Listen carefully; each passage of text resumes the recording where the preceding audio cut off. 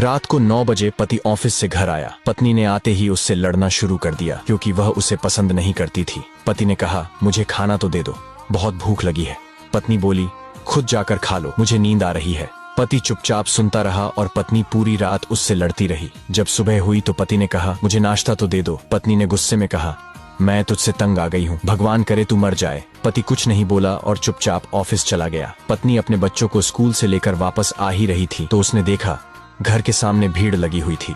वह करीब पहुंची तो देखा उसके पति की लाश घर के सामने पड़ी हुई थी। उसके ऊपर कयामत सी आ गई। मन में सन्नाटा सा छा गया। लोग आपस में बातें कर रहे थे कि कार से उसका एक्सीडेंट हुआ है।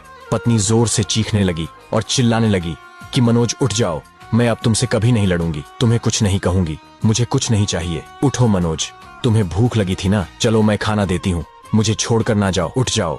लेकिन मनोज कैसे उठता, उसे तो उसकी बद्दुआ ने मार दिया था। मनोज के जाने के बाद पत्नी को दुनिया के रंग नजर आने लगे, रिश्ते बदलते दिखने लगे, उसके अपने उससे मुंह मोड़ने लगे, दुनिया के लोग उसे गंदी नजरों से देखने लगे।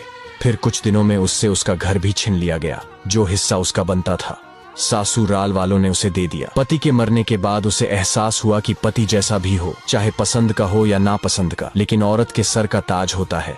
अगर सहमत है तो यस लिखे।